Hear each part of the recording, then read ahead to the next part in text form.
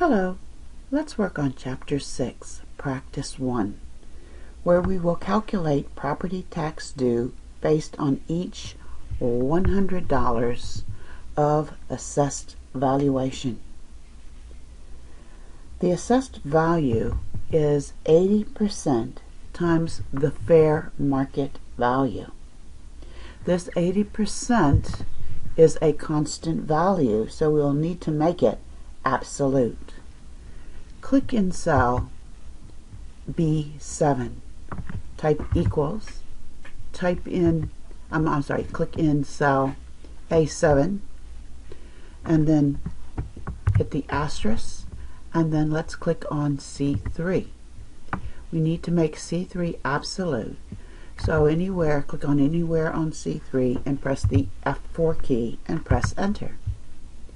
Now let's go back into B7 and put our cursor on the fill handle and drag down to row 9.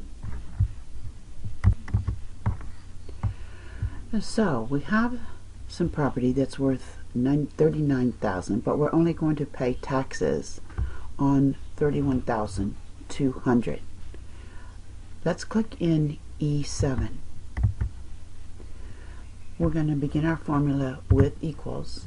Click on the assessed value, and let's divide that using the slash, and we're going to use $100. We're paying based on 100. That 100 is a constant value. I can come up here in the formula bar, click anywhere on E6 and press the F4 key and press enter. Alright, so let's drag the fill handle and down. So 100 is being divided into each of these assessed values, and then we're going to multiply the $1.55 per 100 for the tax due. So let's click in F7 and type the equal sign. Click on E7 and hit the asterisk to multiply it, times the 1.55, which is in cell C6 or C4.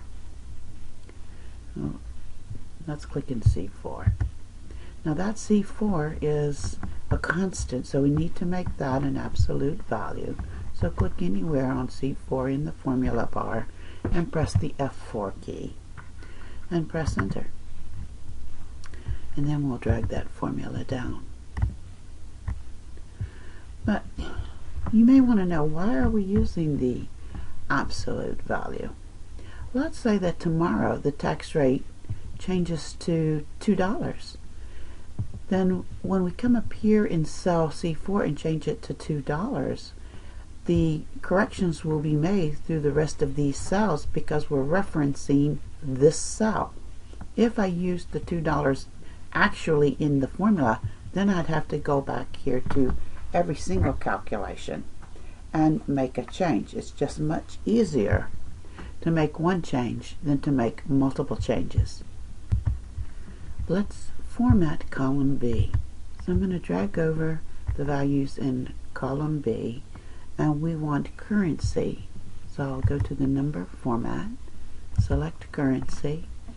We want 0 decimal places, and we want the $sign, and click OK. For column E, we want it to be a number with 2 decimal places. So let's drag over the value in column E, go here to the number format, select number, and we want that to be 2 decimal places, and then click OK.